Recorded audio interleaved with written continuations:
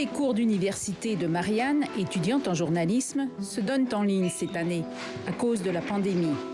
La jeune femme de 20 ans trouve ça difficile. Son anxiété a beaucoup augmenté depuis le printemps. On peut rien prévoir. Personne n'avait prévu qu'il y aurait une pandémie mondiale. Fait qu'encore moins, on peut prévoir que ça va être correct dans un an. Puis si ça va être correct, est-ce que ça va être vraiment correct? Ce qui me fait le plus peur, c'est d'imaginer qu'à l'automne prochain, je recommence la même année interminable. Marianne n'est pas la seule dans cette situation.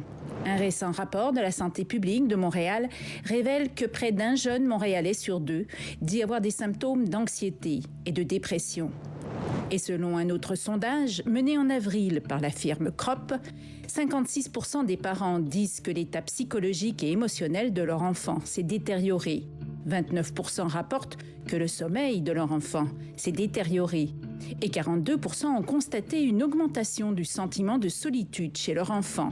La fondation qui a commandé ce sondage a élaboré une série de recommandations avec l'aide d'une trentaine d'experts pour venir en aide aux jeunes et aux parents. L'idée est d'accompagner le mieux possible le parent et de répondre le plus possible aussi à ses besoins et aux difficultés que lui, il rencontre au quotidien avec l'enfant. Mais ce qu'on est en train de faire ici, c'est de faciliter l'accès aux services de santé mentale. Prise de conscience aussi au sein du gouvernement québécois qui vient de débloquer 100 millions de dollars pour offrir un meilleur accès à des professionnels en santé mentale aux jeunes.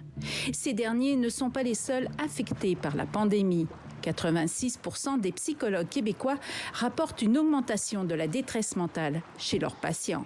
Je pense qu'il faut aussi soigner la santé mentale de la population parce que si on ne le fait pas, il y a des gens qui n'auront peut-être pas attrapé la COVID, mais qui vont en avoir souffert énormément. Les problèmes de santé mentale non traités ont de fortes chances de devenir des problèmes de santé mentale chroniques qui peuvent nous suivre toute notre vie. Et ça va coûter cher plus tard.